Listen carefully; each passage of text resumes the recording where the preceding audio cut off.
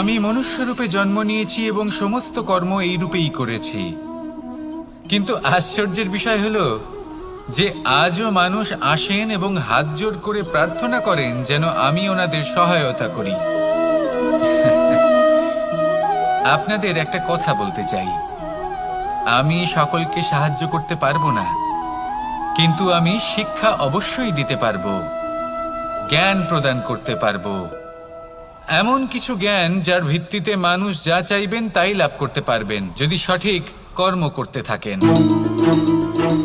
যখন কংসের অসুররা গোকুলে ধ্বংসলীলা চালাচ্ছিলেন তখন আমি কারোর থেকে সাহায্য চাইনি। আমি দাঁড়িয়েছিলাম এবং আমি তার বিরোধিতা করেছিলাম। সবাই বলেন যে আমি ছোট্ট একটা আঙুলে গোবর্ধন পর্বত তুলেছিলাম, কিন্তু আমি কি ওখানে একা ছিলাম? কখনোই নয়। আমার সাথে অসংখ্য গোকুলবাসী, অসংখ্য বর্ষণাবাসী ছিলেন, নিজের হাতে একটা লাঠি নিয়ে। ওনাদের মনোবল, ওনাদের আশীর্বাদ আমার সাথে ছিল। মহাভারতে আমি শুধুই শিক্ষক ছিলাম, আমি শুধুই শিক্ষা দিয়েছি। লক্ষ্য সাধন করেছে অর্জুনই, যুদ্ধ করেছে অর্জুনই এবং জয়ীও হয়েছে অর্জুনই। আমি শুধুই শিক্ষা দিতে পারি। অবশেষে আপনাকে শুধু এটুকুই বুঝতে হবে যে ঈশ্বর সবকিছু করতে পারেন না, করতে হবে আপনাকে। ঈশ্বর আপনাকে আশীর্বাদ করতে পারেন যে কাজ আপনি মন থেকে করবেন সেটা অবশ্যই পূরণ হবে। সেই জন্য নিজের লক্ষ্যের পথে এগোতে থাকুন চেতনা, বিবেক এবং পরিশ্রমের দ্বারা। আপনার যা যা স্বপ্ন আছে, যা লক্ষ্য আছে, আপনি অবশ্যই লাভ করবেন। আর এই মন সুপ্রসন্ন হয়ে বলবে, রাধা রাধা। কখনো কখনো এমন হয় আমরা আমাদের বাড়ির উঠোনে বীজ বপন করি, আর তা বিকশিত হয় একটা সুন্দর বৃক্ষে। তার শাখাগুলি প্রতিবেশীর বাড়ি পর্যন্ত পৌঁছয়। ফলের বর্ষণ প্রতিবেশীর বাড়িতেও হয়ে থাকে, আর আমরা ভাবি গাছ আমরা উৎপন্ন করব আর ফল খাবেন আপনারা। এই কেমন কথা হলো? আপনাকে এই কথা বুঝতে হবে যে এসব হলো ভৌতিক বস্তু, সাংসারিক বস্তু। কখনো নিজের বাড়ির বাগানে ভালোবাসার গাছ বপন করে দেখুন, তার শাখাও প্রতিবেশীর বাড়ি পর্যন্ত পৌঁছবে, ফলের বর্ষণ সেখানেও হবে। কিন্তু সেই ফল চাইতে আপনাকে যেতে হবে না, সেই ফল দ্বিগুণ মাত্রায় আবার আপনার কাছেই ফিরে আসবে। তাই নিজের বাড়িতে আর নিজের মনে ভালোবাসার গাছ উৎপন্ন করুন। এই জীবন প্রসন্ন হয়ে বলবে, রাধা রাধা।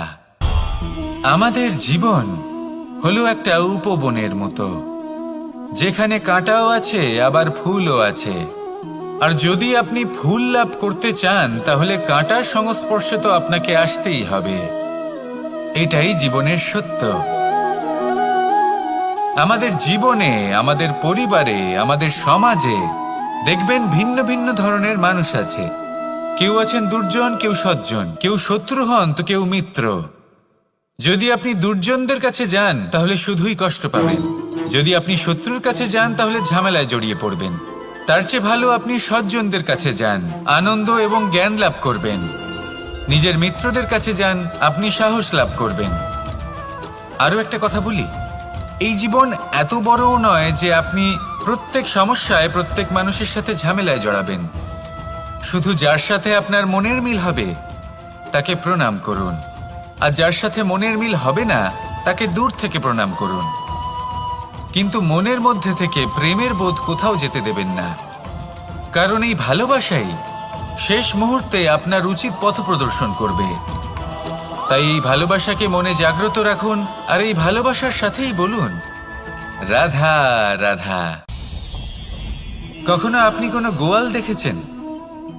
অধিক মাত্রায় গোবর পড়ে থাকে আর ওখানে এক ধরনের পোকা দেখতে পাওয়া যায়, যাকে গুবরে পোকা বলা হয়।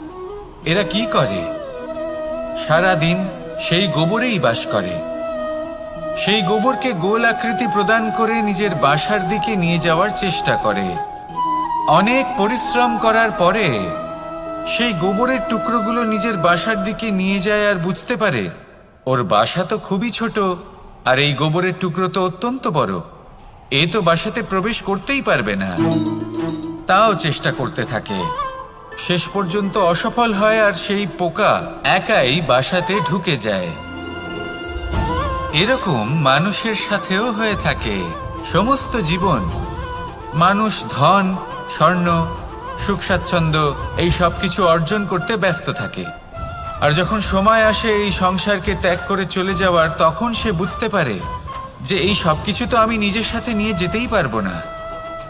মনে দুঃখ নিয়ে সংসার থেকে বিদায় নেয় সে।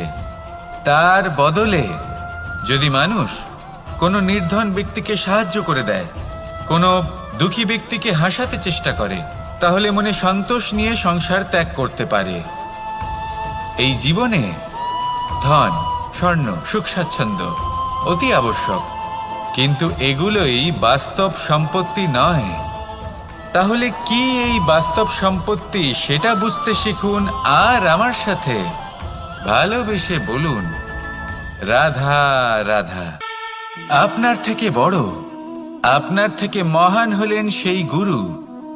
এটা কি আবশ্যক যে সেই গুরু কোনো ব্যক্তিই হবেন? কখনোই নয়। গুরু হলেন একটা তত্ত্ব, গুরু হলেন একটা শক্তি।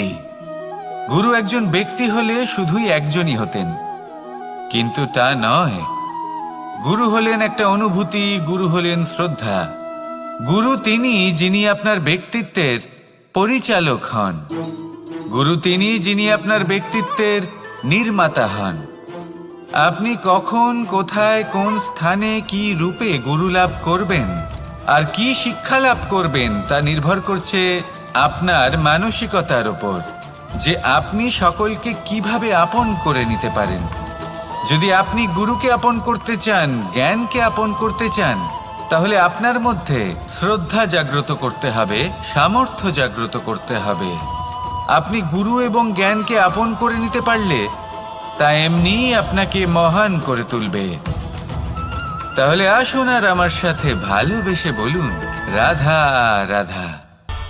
সময় এবং ধন, একটা যা প্রকৃতি আমাদের দান করেন আর একটা যা আমরা নিজেরা অর্জন করি।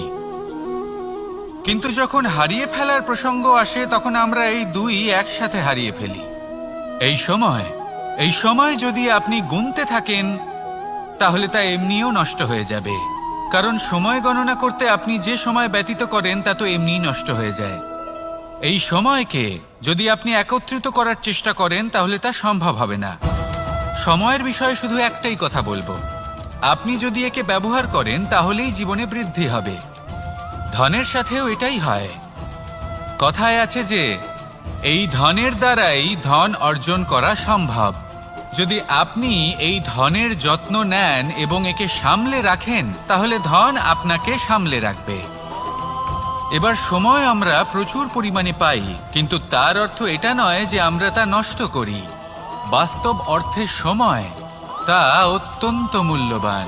এর সদ্ব্যবহার করা যদি আপনি শিখে যান, তবে এই সময়ও আপনাকে অবশ্যই অতি মূল্যবান করে তুলবে। আসুন আর আমার সাথে ভালোবেসে বলুন রাধা রাধা। কথায় আছে যে এমন কোনো অক্ষর নেই যার দ্বারা কোনো মন্ত্র হয় না।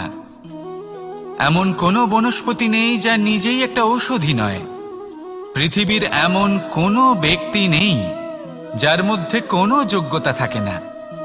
শুধু প্রয়োজন হলো যে ব্যক্তিকে আমরা খুঁজে চলেছি তাকে সঠিকভাবে চিনে নেওয়া।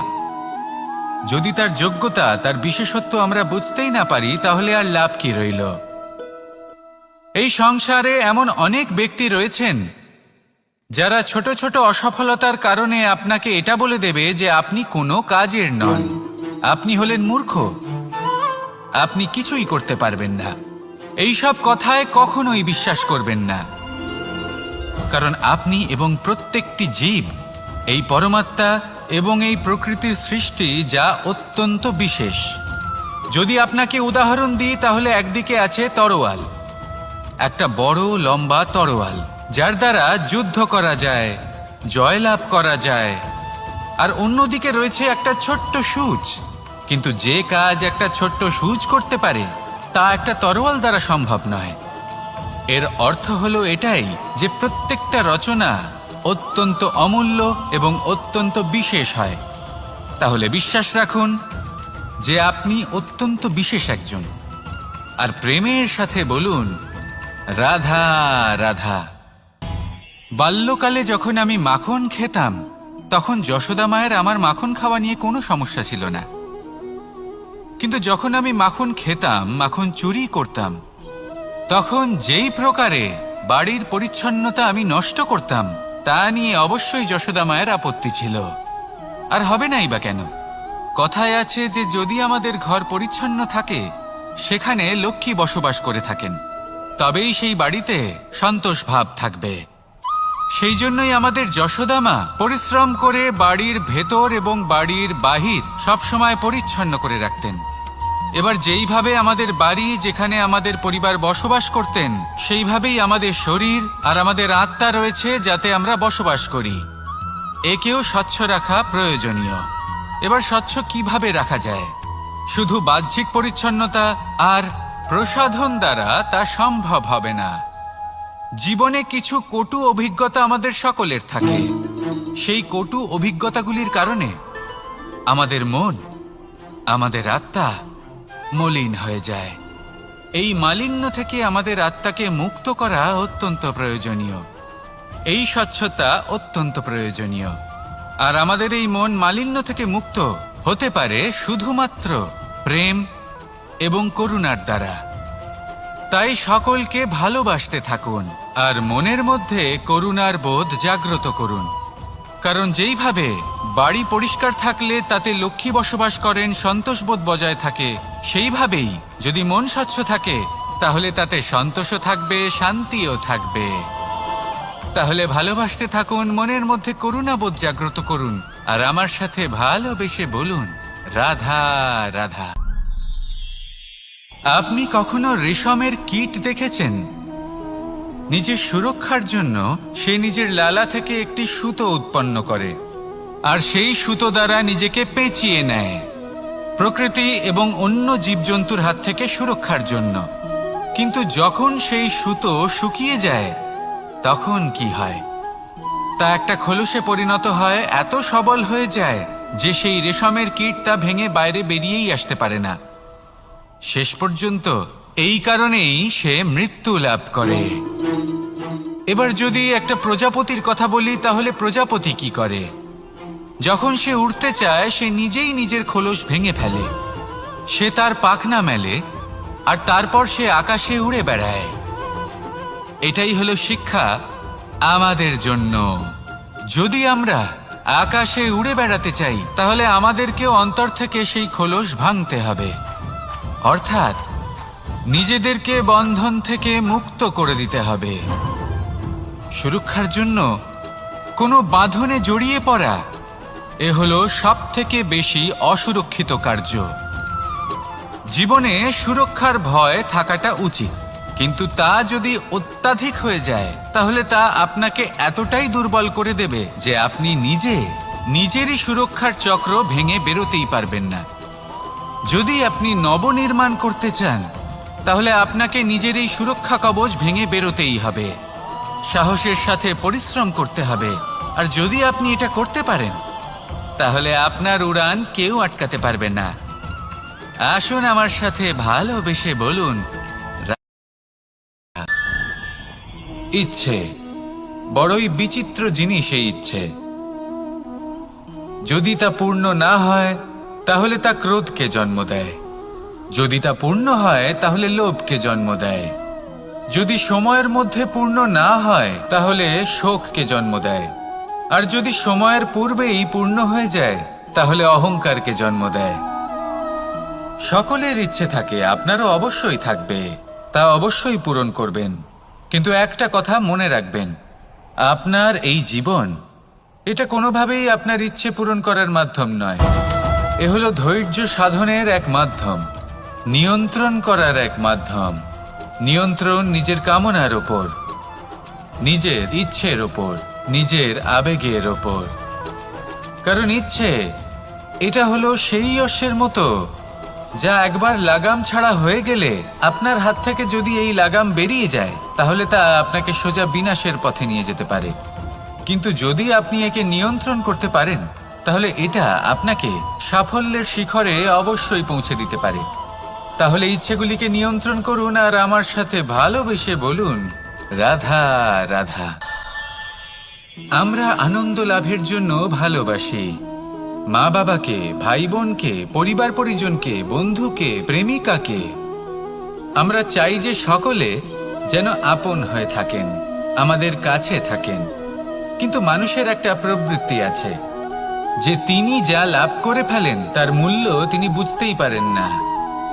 যদি আপনার বাড়ির কাছে একটা মিষ্টি জলের সরোবর থাকে বা সুন্দর নদী থাকে, তাহলে জলের গুরুত্বটা কি আপনি তা বুঝতেই পারবেন না।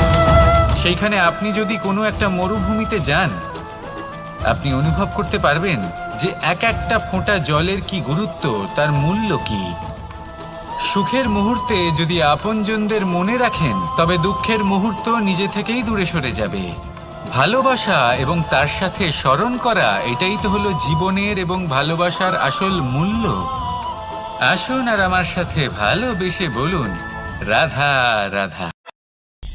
দৃষ্টি আর দৃষ্টিভঙ্গি, এই সমগ্র লীলা হলো এই দুইয়ের। বিচিত্র হতে পারে, কিন্তু এটাই সত্যি। এবার আপনাকে একটা উদাহরণ দিয়ে বোঝাই। অনেক সময় আপনি কোনো ব্যক্তিকে এটা বলতে শুনবেন যে আমি আমার নিজের উপরে গর্ব করি, আমি নিজেকে নিয়ে গর্ব করি, আমি খুব ভালোভাবে আমার মা বাবার সেবা করি, ওনাদের আমি সবসময় সুখী রাখি, ওনাদের আমি একটা বাড়ি দিয়েছি, সকল সুখ সুবিধা দিয়েছি, ওনাদের জীবনে প্রত্যেক জিনিস দিয়েছি আর দেব যা তাদের প্রয়োজন। এবার আমাকে বলুন যে আপনি কে হন? আপনি হলেন সেই বীজ যা আপনার মাতা পিতা রোপণ করেছেন। আপনার মা বাবাই আপনাকে এই সংসারে জন্ম দিয়েছেন। এবার এইসব কথার কি তাৎপর্য? এই হলো সেই ব্যক্তির দৃষ্টিভঙ্গি। এবার দেখা যাক এই প্রকৃতি আমাদের কি শেখায়। কখনো কোনো গাছকে দেখবেন, যখন সেই গাছে ফল আসে, সে মালিকে এটা বলে না যে দেখো আমি তোমাকে ফল খেতে দিচ্ছি। সেই বৃক্ষ এটা বলে না যে দেখো আমি তোমায় আহার করতে দিচ্ছি, কারণ ও জানে যে এটা হলো সেই মালির পরিশ্রম, এটা হলো তারই কর্মের ফল আর এটা তারই পাওয়া উচিত। সে বলে যে তোমার জিনিস তোমাকেই অর্পণ করলাম, এ আমার জিনিস নয়। ও জানে সেই মালির গুরুত্ব আসলে কি। এটা হলো তার দৃষ্টিভঙ্গি। সেই জন্য আপনি জীবনে কোন ব্যক্তির মধ্যে, কোন পশু পাখির মধ্যে, কোন প্রাণীর মধ্যে, কোন পরিস্থিতিতে, কোন আবেগের মুহূর্তে কি দেখতে পাচ্ছেন, সেটা আপনার দৃষ্টিভঙ্গির উপরে নির্ভর করছে। তাই নিজের মনে ধন্যাত্মক ভাব জাগ্রত করুন, শুভ চিন্তা নিয়ে আসুন। এই ভাবনাই সত্য হয়ে সামনে আসবে। এই দৃষ্টিভঙ্গি এমন হয়ে যাবে যে আপনার জীবনে সবকিছুই শুভ হবে। তাহলে আসুন আর আমার সাথে ভালোবেসে বলুন, রাধা রাধা। কখনো কখনো মানুষ মনে করেন যে সে নিজেই সব থেকে বেশি শক্তিশালী, তিনি হলেন জ্ঞানী। দেখুন, এটা ভালো ব্যাপার যে আপনার মধ্যে শক্তি আছে, জ্ঞান আছে, আর এটা শুধু আপনার জন্য নয়, এই সমস্ত সমাজের জন্য, দেশের জন্য, সমগ্র পৃথিবীর জন্য অত্যন্ত আবশ্যক। কিন্তু এই কথাটাও বোঝা অত্যন্ত আবশ্যক যে এই জ্ঞান যেন কখনো অহংকার না হয়ে ওঠে। যখন মানুষের মধ্যে জ্ঞান থাকে তখন সে রাম হয়ে ওঠে। রাম, যিনি সমুদ্রের বুকে সেতু বানিয়েছিলেন, বানর সেনার দ্বারা রাক্ষস রাজকে পরাজিত করেছিলেন, আর চিরকালের জন্য সবার কাছে আদর্শ হয়ে উঠেছিলেন। আর যদি মানুষের মনে অহংকার জন্মায়, তাহলে সে রাবণ হয়ে ওঠে। দেশে বিদেশে যতই খ্যাতি থাকুক না কেন, সে রাক্ষস হয়ে ওঠে, নিজের সাথে সাথে সমস্ত কুলের বিনাশ করে বসে। এবার জ্ঞান নাকি অহংকার, আপনার কি চাই সেই সিদ্ধান্ত আপনার, আর আপনার এই সিদ্ধান্তই নিশ্চিত করবে যে আপনার কর্ম কি হবে, আর আপনার এই কর্মই নিশ্চিত করে দেবে আপনার প্রারব্ধ কি হবে। তাহলে শুভ কর্ম করুন আর আমার সাথে ভালোবেসে বলুন, রাধা রাধা। আপনি কখনো পাখিদের দেখেছেন? যেভাবে মানুষ তার সন্তানকে জন্ম দেয়, পাখিরাও সন্তানদের জন্ম দেয়। আর যেই তার সন্তান এই সংসারে প্রবেশ করে, সেই পাখি তাকে আগলে রাখে। তার যত্ন করে, ওর জন্য বাসা বানায়, ওর জন্য দূর কোথাও থেকে খাবার নিয়ে আসে, নিজের ঠোঁট দিয়ে ওর মুখে খাবার খাইয়ে দেয়, সবকিছু করে। কিন্তু একটা কাজ পাখি করে, কিন্তু মানুষ কখনোই করে না। যখন পাখি মনে করে যে তার সন্তান বড় হয়ে গেছে, ওকে এবার ওরা শিখতে হবে, নিজেকেই আত্মরক্ষা শিখতে হবে, নিজের খাবার নিজেই খুঁজে আনতে হবে, তো সেই পাখি তার সন্তানকে বাসা থেকে বের করে দেয়। তারপর সেই পাখির সন্তান নিজে উড়তে শেখে, আত্মরক্ষা করতে শেখে এবং আস্তে আস্তে সে আত্মনির্ভর হয়ে ওঠে। কিন্তু মানুষ কি তার সন্তানের সাথে এটাই করে? কখনোই নয়। মানুষ তার সন্তানকে নিজের সাথে বেঁধে রাখে, সব সময় তার লালন পালনের, তার দেখাশোনার ব্যবস্থা করে রাখে, আর এটাই ভাবেন যে আমি হলাম ওর পালনকর্তা, ওর খেয়াল রাখা তো আমার কর্তব্য। কিন্তু না, এই কাজ করতে করতে উনি আস্তে আস্তে নিজেরই সন্তানের শত্রু হয়ে ওঠেন, তার বিকাশের শত্রু হয়ে ওঠেন। তাই যখন সন্তান বড় হবে তখন অবশ্যই ভালোবাসুন, কিন্তু পাখির মতো কঠোর হওয়াও প্রয়োজনীয়, তবেই তার বিকাশ হবে। ওকে নিজের কষ্ট নিজেকেই সহ্য করতে দিন, শিখতে দিন জীবনের অনুভূতি কেমন, তবেই তার বিকাশ হবে। নয়তো সেই সন্তান আজীবন আপনার জন্য বোঝা হয়ে থাকবে, আর আপনি তার বিকাশের পথে আজীবন বাধা হয়ে থাকবেন। আর আমার মনে হয় না আপনি সেটা চাইবেন, তাই তো? আসুন আমার সাথে ভালোবেসে বলুন, রাধা রাধা। জীবনে শিখরে পৌঁছানোর জন্য মানুষের কি প্রয়োজন হয়ে থাকে? সিঁড়ির। কিন্তু তাও প্রত্যেক মানুষ, প্রত্যেক ব্যক্তি শিখরে পৌঁছতে পারেন না। এর কারণ কি? কারণ একটা হতে পারে যে মানুষ কল্পনা করতে থাকেন কিন্তু সিঁড়ি খুঁজে পান না। কিছু মানুষ খুঁজে নেন কিন্তু তা পেয়ে এতটাই প্রসন্ন হয়ে যান যে তারপর আর কোনো কর্মই করেন না। খুব সোজা ব্যাপার। অনেক মানুষ সিঁড়ি খুঁজে পান না, আর যদি পেয়েও যান তাও যতক্ষণ না তাতে চড়ছেন সেই শিখরে পৌঁছবেন কি করে? যতক্ষণ না আপনি পরিশ্রম করছেন, যতক্ষণ না সেই সিঁড়িতে আপনি চড়ছেন, যতক্ষণ না ক্লান্ত হচ্ছেন, আপনার পায়ে হাঁটুতে ব্যথা না হচ্ছে, ততক্ষণ এই শিখরে পৌঁছানোর সৌভাগ্য লাভ করতে পারবেন না। তাহলে কল্পনার সাথে কর্ম করুন, পরিকল্পনার সাথে পরিশ্রম করুন, সব কিছু পাবেন। আসুন আমার সাথে ভালোবেসে বলুন, রাধা রাধা। সুখ আর অভিজ্ঞতা, এই দুই জীবনে একসাথে কখনোই আসে না। মনে রাখবেন, যেখানে সুখ থাকে সেখানে অভিজ্ঞতা থাকে না। আর যখন এই সুখ আমাদের জীবন থেকে দূরে চলে যায়, তখন আমাদের জীবনে আসে এই অভিজ্ঞতা। পরমাত্মা, প্রকৃতি, নিয়তি এই অভিজ্ঞতাকে আমাদের জীবনে পাঠান, যাতে আমরা একটা অত্যন্ত গুরুত্বপূর্ণ শিক্ষা, একটা জ্ঞান প্রাপ্ত করতে পারি। এই অভিজ্ঞতা আমাদের শেখায় যে অতীতে এমন কি হয়েছিল যা আমাদের করা উচিত হয়নি। আমাদের শেখায় ভবিষ্যতে এমন কি আছে যা আমাদের করা উচিত আর কি করা উচিত নয়। দেখতে গেলে এই অভিজ্ঞতা আমাদের সেই শিক্ষা দেয় যার জন্য আমরা সুখের দিকে উচিতভাবে অগ্রসর হতে পারি। সেই জন্য জীবনে যখনই দুঃখ আসবে, দুঃখের এই সময় আসবে, তখন হতাশ হবেন না। বোঝার চেষ্টা করুন এই পরিস্থিতি কেন এসেছে, কি শিক্ষা দিতে এসেছে। যদি আপনি সেই জ্ঞান লাভ করেন, সুখের পথে অগ্রসর হন, তাও উচিত রূপে, তাহলে এই অভিজ্ঞতার উদ্দেশ্য পূরণ হয়ে যায়। তাহলে আসুন আর আমার সাথে ভালোবেসে বলুন, রাধা রাধা। প্রতিশোধ অথবা কাউকে দুঃখ দেওয়ার ভাবনা, যদি এটা আপনার মনে থাকে তাহলে আপনি নিজের মনেই যন্ত্রণার একটা বিশাল বৃক্ষ রোপণ করছেন, এটা মনে রাখবেন। কারণ কাউকে দুঃখ দেবার এই ভাবনা, এটা হলো সেই বীজ যা আপনার মনেই পতিত হবে, আপনার মনেই অঙ্কুরিত হবে, আর আপনার মনেই একটা বিশাল বৃক্ষরূপে বেড়ে উঠবে। জীবন আপনার, কর্ম আপনার, কাউকে দুঃখ দেবার ভাবনা আপনার ছিল, এই বৃক্ষ হলো আপনার, তাই এর ফলও আপনিই পাবেন, যা গ্রহণও আপনাকেই করতে হবে। মনে রাখবেন, যে মানুষ এটা ভাবে যে আমি ওকে দুঃখ দেব, ওকে কষ্ট দিতে চাই আমি, সেই মানুষই দুঃখ আর কষ্ট পেয়ে থাকে। যদি সেই জায়গায় আপনি এটা ভাবেন যে আমি কাউকে সুখী করে তুলতে চাই, কাউকে সুখ প্রদান করতে চাই, তাহলে তারও বীজ আপনার মনেই রোপণ হবে, বৃক্ষে পরিণত হবে, যার ফলও আপনিই পাবেন। এখানে বিষয়টা হলো শুধু মানসিকতার চিন্তা, যা সত্য হয়ে আপনার সামনে আসে। তাহলে এই মানসিকতা শুভ করুন, সবার জন্য মঙ্গল কামনা করুন। অন্যের মনে আপনার জন্য ভালো চিন্তা থাকুক বা না থাকুক, আপনি সবার জন্য শুভ চিন্তা করে কর্ম করতে থাকুন, তাহলে আপনার সাথেও ভালোই হবে। তাহলে আসুন আর আমার সাথে ভালোবেসে বলুন, রাধা রাধা। আমরা সকলে চাই আমাদের জীবনে সাফল্য আসুক। আমরা চাই যে এই সংসারে আমাদের খ্যাতি ছড়িয়ে পড়ুক। আমরা চাই যেন আমরা আলোচিত হই, কিন্তু শুধু চাইলেই কি যায় আসে? যদি এই সংসারে আলোচিত হতে হয়, তাহলে পরিচিত হতে হবে পরিশ্রমের দ্বারা।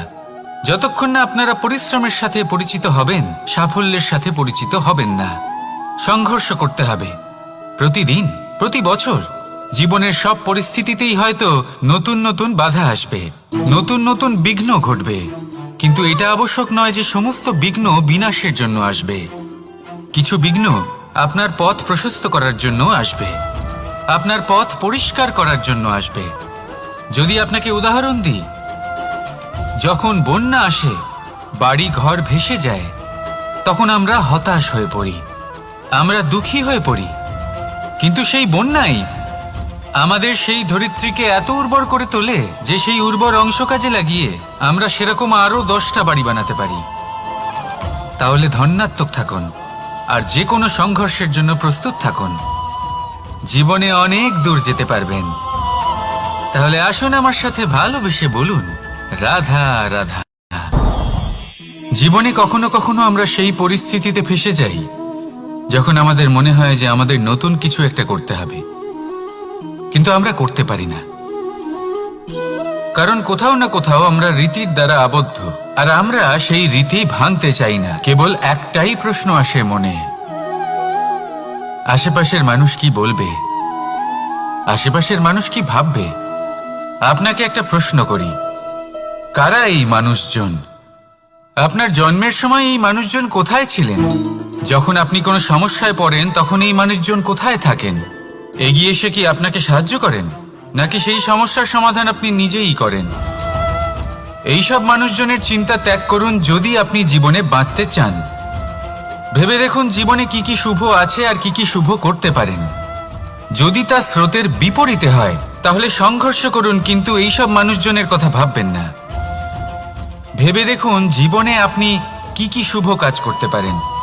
এটা ভাবুন যে আপনি কখনো এমন কোনো কাজ করে ফেলেননি তো যার জন্য কারো হৃদয় আহত হয়েছে। শুভর দিকে নিজের চিন্তা কেন্দ্রীভূত করুন, আপনার জীবনে সব কিছু শুভই হবে। তাহলে আসুন আমার সাথে ভালোবেসে বলুন, রাধা রাধা। সমস্যা, কঠিন সময়, সংকট, বিপদ কার জীবনে নেই?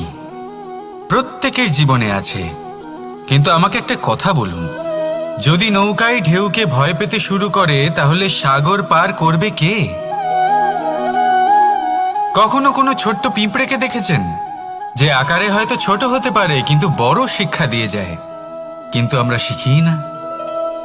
এবার দেখুন একটা পিঁপড়েকে, যে ভোজনের খোঁজে বাইরে বের হয়, একটা ছোট্ট দানা তুলে নেয়। ছোট দানা তোলে কারণ তার থেকে বেশি সে তুলতেই পারবে না। সে দানা নিয়ে চলতে শুরু করে, কোনো দেওয়ালে উঠে পড়ে, আবার পড়েও যায়। সেই দানা দূরে কোথাও একটা পড়ে যায়, তা আবার খোঁজে, তুলে নেয়, আবার চলতে থাকে। পড়ে যায় আবার ওঠে, পড়ে যায় আবার ওঠে। সেই দানাটা রেখে দেয়, আবার বেরিয়ে পড়ে ভোজনের খোঁজে। পরিশ্রম করতে থাকে কিন্তু হার মানে না। এই শিক্ষাই তো আমাদের প্রাপ্ত করতে হবে। নিরন্তর পরিশ্রম আর নির্ভীক হয়ে কর্ম করে যেতে হবে। এটাই হলো সাফল্যের মাধ্যম, এটাই হলো জয়ের মন্ত্র, অচ্যুত অজয় অস্ত্র। তাহলে আসুন আর আমার সাথে ভালোবেসে বলুন, রাধা রাধা। আজকাল আপনি দেখে থাকবেন যে মা বাবা শুধুমাত্র সন্তানকে ভালোবাসেন তা নয়, তাদের মোহেও জড়িয়ে পড়েন। বিদ্যালয়ে যখন পাঠান তখন সমস্ত সুযোগ সুবিধা দিয়েই পাঠান। চেষ্টা করেন যে সবসময় যেন সন্তান তাদের চোখের সামনেই থাকে। কিন্তু ভুলে যান এক অত্যন্ত গুরুত্বপূর্ণ কথা, যে সন্তানকে এক নতুন দৃষ্টিভঙ্গি দেওয়াই হলো ওনাদের কর্তব্য। সেই জন্য পুরাতনকালে শিষ্যদের গুরুকুলে পাঠানো হতো, বাড়ির থেকে দূরে। কারণ বাড়ি ছেড়ে যাওয়া এক সন্তানের জন্য, এক শিষ্যের জন্য অত্যন্ত শুভ লক্ষণ হয়। যখন সে বাড়ির থেকে দূরে, গৃহস্থের থেকে দূরে থাকবে, তখন এই সংসারকে সে এক নতুন দৃষ্টিভঙ্গি দিয়ে দেখবে, পরখ করবে, বুঝতে পারবে, আর সবকিছু নিজে থেকেই শিখে যাবে কখন আক্রমণ করতে হয়, কখন পিছু হটতে হয়, কিভাবে এই সংসারের সম্মুখীন হতে হয়। আর এটা আপনার দৃষ্টি ওকে শেখাতে পারবে না, ওর অভিজ্ঞতা ওকে শেখাতে পারবে। তাই মনে রাখবেন, যদি আপনি চান যে আপনার সন্তানের বিকাশ হোক, তাহলে অনেক সময় ওকে নিজের থেকে দূরে নিয়ে যেতে হয়। যদি মোহে আবদ্ধ থাকেন তাহলে ওর বিকাশ কখনোই হবে না। তাহলে আসুন আমার সাথে ভালোবেসে বলুন, রাধা রাধা। এই সমগ্র সংসারের সব থেকে গুরুত্বপূর্ণ ব্যক্তি কে? স্বয়ং আপনি। নিজের জন্য তো বটেই, তাই না? কারণ যখন আপনি জন্মগ্রহণ করেন, নিজের চোখ খোলেন, এই সংসারে আসেন, তখনই তো এই সংসারকে আপনি দেখতে পান, অনুভব করতে পারেন। এখানকার আবেগ, এখানকার মানুষজন তখন থেকেই অনুভব করেন। যদি আপনি না থাকেন, তাহলে এই সংসারের অস্তিত্ব আপনার কাছে শূন্যের সমান, তাই না? আপনি না থাকলে এই সংসারও আপনার কাছে নেই। এবার সবাই বলবেন যে এ তো সত্যি কথা, সেই অনুযায়ী তো আমার স্বার্থপর হওয়া উচিত, অহংকারী হওয়া উচিত, কারণ আমার কাছে আমিই তো সবকিছু। দৃষ্টিভঙ্গি পাল্টে দেখুন, আপনার কাছে সব থেকে বেশি গুরুত্বপূর্ণ ব্যক্তি কে? আপনি নিজেই। সেই মানুষটি কেমন হওয়া উচিত একটু ভেবে দেখুন। সবসময় সকলকে সাহায্য করুন, একসাথে মিলে পরিশ্রম করুন, সাহায্য করুন অন্যদেরকে, এটা অতি আবশ্যক। এবং তার থেকেও বেশি গুরুত্বপূর্ণ হলো এটাই যে আপনার মনে যেন কখনো এই বিষয়ে ভয় না থাকে যে আমি আমার প্রিয়জনদের, আমার কাছের মানুষগুলিকে হারিয়ে ফেলব। এই ভয় কখনোই মনের মধ্যে থাকা উচিত নয়।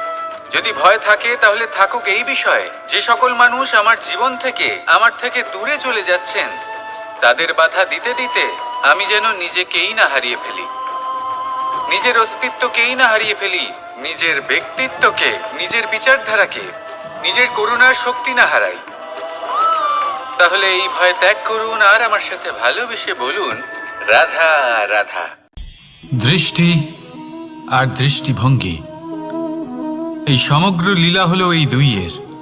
বিচিত্র হতে পারে, কিন্তু এটাই সত্যি। এবার আপনাকে একটা উদাহরণ দিয়ে বোঝাই। অনেক সময় আপনি কোনো ব্যক্তিকে এটা বলতে শুনবেন যে আমি আমার নিজের উপরে গর্ব করি, আমি নিজেকে নিয়ে গর্ব করি, আমি খুব ভালোভাবে আমার মা বাবার সেবা করি, ওনাদের আমি সবসময় সুখী রাখি, ওনাদের আমি একটা বাড়ি দিয়েছি, সকল সুখ সুবিধা দিয়েছি, ওনাদের জীবনে প্রত্যেক জিনিস দিয়েছি আর দেব যা তাদের প্রয়োজন।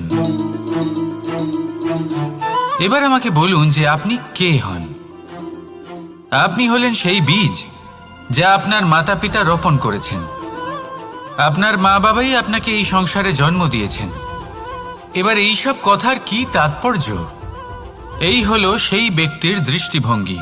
এবার দেখা যাক এই প্রকৃতি আমাদের কি শেখায়। কখনো কোনো গাছকে দেখবেন, যখন সেই গাছে ফল আসে, সে মালিকে এটা বলে না যে দেখো আমি তোমাকে ফল খেতে দিচ্ছি। সেই বৃক্ষ এটা বলে না যে দেখো আমি তোমায় আহার করতে দিচ্ছি, কারণ ও জানে যে এটা হলো সেই মালির পরিশ্রম, এটা হলো তারই কর্মের ফল, আর এটা তারই পাওয়া উচিত। সে বলে যে তোমার জিনিস তোমাকেই অর্পণ করলাম, এ আমার জিনিস নয়। ও জানে সেই মালির গুরুত্ব আসলে কি, এটা হলো তার দৃষ্টিভঙ্গি। সেই জন্য আপনি জীবনে কোন ব্যক্তির মধ্যে, কোন পশু পাখির মধ্যে, কোন প্রাণীর মধ্যে, কোন পরিস্থিতিতে, কোন আবেগের মুহূর্তে কি দেখতে পাচ্ছেন, সেটা আপনার দৃষ্টিভঙ্গির উপরে নির্ভর করছে। তাই নিজের মনে ধনাত্মক ভাব জাগ্রত করুন, শুভ চিন্তা নিয়ে আসুন। এই ভাবনাই সত্য হয়ে সামনে আসবে। এই দৃষ্টিভঙ্গি এমন হয়ে যাবে যে আপনার জীবনে সবকিছুই শুভ হবে। তাহলে আসুন আর আমার সাথে ভালোবেসে বলুন, রাধা রাধা। কখনো কখনো মানুষ মনে করেন যে সে নিজেই সব থেকে বেশি শক্তিশালী, তিনি হলেন জ্ঞানী। দেখুন, এটা ভালো ব্যাপার যে আপনার মধ্যে শক্তি আছে, জ্ঞান আছে, আর এটা শুধু আপনার জন্য নয়, এই সমস্ত সমাজের জন্য, দেশের জন্য, সমগ্র পৃথিবীর জন্য অত্যন্ত আবশ্যক। কিন্তু এই কথাটাও বোঝা অত্যন্ত আবশ্যক যে এই জ্ঞান যেন কখনো অহংকার না হয়ে ওঠে। যখন মানুষের মধ্যে জ্ঞান থাকে তখন সে রাম হয়ে ওঠে। রাম, যিনি সমুদ্রের বুকে সেতু বানিয়েছিলেন, বানর সেনার দ্বারা রাক্ষস রাজকে পরাজিত করেছিলেন, আর চিরকালের জন্য সবার কাছে আদর্শ হয়ে উঠেছিলেন। আর যদি মানুষের মনে অহংকার জন্মায় তাহলে সে রাবণ হয়ে ওঠে। দেশে বিদেশে যতই খ্যাতি থাকুক না কেন সে রাক্ষস হয়ে ওঠে, নিজের সাথে সাথে সমস্ত কুলের বিনাশ করে বসে। এবার জ্ঞান নাকি অহংকার, আপনার কি চাই সেই সিদ্ধান্ত আপনার, আর আপনার এই সিদ্ধান্তই নিশ্চিত করবে যে আপনার কর্ম কি হবে, আর আপনার এই কর্মই নিশ্চিত করে দেবে আপনার প্রারব্ধ কি হবে। তাহলে শুভ কর্ম করুন আর আমার সাথে ভালোবেসে বলুন, রাধা রাধা। আপনি কখনো পাখিদের দেখেছেন? যেভাবে মানুষ তার সন্তানকে জন্ম দেয়, পাখিরাও সন্তানদের জন্ম দেয়। আর যেই তার সন্তান এই সংসারে প্রবেশ করে, সেই পাখি তাকে আগলে রাখে, তার যত্ন করে, ওর জন্য বাসা বানায়, ওর জন্য দূর কোথাও থেকে খাবার নিয়ে আসে, নিজের ঠোঁট দিয়ে ওর মুখে খাবার খাইয়ে দেয়, সবকিছু করে। কিন্তু একটা কাজ পাখি করে কিন্তু মানুষ কখনোই করে না। যখন পাখি মনে করে যে তার সন্তান বড় হয়ে গেছে, ওকে এবার ওরা শিখতে হবে, নিজেকেই আত্মরক্ষা শিখতে হবে, নিজের খাবার নিজেই খুঁজে আনতে হবে, তো সেই পাখি তার সন্তানকে বাসা থেকে বের করে দেয়। তারপর সেই পাখির সন্তান নিজে উড়তে শেখে, আত্মরক্ষা করতে শেখে এবং আস্তে আস্তে সে আত্মনির্ভর হয়ে ওঠে। কিন্তু মানুষ কি তার সন্তানের সাথে এটাই করে? কখনোই নয়। মানুষ তার সন্তানকে নিজের সাথে বেঁধে রাখে, সব সময় তার লালন পালনের, তার দেখাশোনার ব্যবস্থা করে রাখে, আর এটাই ভাবেন যে আমি হলাম ওর পালনকর্তা, ওর খেয়াল রাখা তো আমার কর্তব্য। কিন্তু না, এই কাজ করতে করতে উনি আস্তে আস্তে নিজেরই সন্তানের শত্রু হয়ে ওঠেন, তার বিকাশের শত্রু হয়ে ওঠেন। তাই যখন সন্তান বড় হবে তখন অবশ্যই ভালোবাসুন, কিন্তু পাখির মতো কঠোর হওয়াও প্রয়োজনীয়, তবেই তার বিকাশ হবে। ওকে নিজের কষ্ট নিজেকেই সহ্য করতে দিন, শিখতে দিন জীবনের অনুভূতি কেমন, তবেই তার বিকাশ হবে। নয়তো সেই সন্তান আজীবন আপনার জন্য বোঝা হয়ে থাকবে, আর আপনি তার বিকাশের পথে আজীবন বাধা হয়ে থাকবেন। আর আমার মনে হয় না আপনি সেটা চাইবেন, তাই তো? আসুন আমার সাথে ভালোবেসে বলুন, রাধা রাধা। জীবনে শিখরে পৌঁছানোর জন্য মানুষের কি প্রয়োজন হয়ে থাকে? সিঁড়ির। কিন্তু তাও প্রত্যেক মানুষ, প্রত্যেক ব্যক্তি শিখরে পৌঁছতে পারেন না। এর কারণ কি? কারণ একটা হতে পারে যে মানুষ কল্পনা করতে থাকেন কিন্তু সিঁড়ি খুঁজে পান না। কিছু মানুষ খুঁজে নেন কিন্তু তা পেয়ে এতটাই প্রসন্ন হয়ে যান যে তারপর আর কোনো কর্মই করেন না। খুব সোজা ব্যাপার। অনেক মানুষ সিঁড়ি খুঁজে পান না, আর যদি পেয়েও যান তাও যতক্ষণ না তাতে চড়ছেন সেই শিখরে পৌঁছবেন কি করে? যতক্ষণ না আপনি পরিশ্রম করছেন, যতক্ষণ না সেই সিঁড়িতে আপনি চড়ছেন, যতক্ষণ না ক্লান্ত হচ্ছেন, আপনার পায়ে হাঁটুতে ব্যথা না হচ্ছে, ততক্ষণ এই শিখরে পৌঁছানোর সৌভাগ্য লাভ করতে পারবেন না। তাহলে কল্পনার সাথে কর্ম করুন, পরিকল্পনার সাথে পরিশ্রম করুন, সব কিছু পাবেন। আসুন আমার সাথে ভালোবেসে বলুন, রাধা রাধা।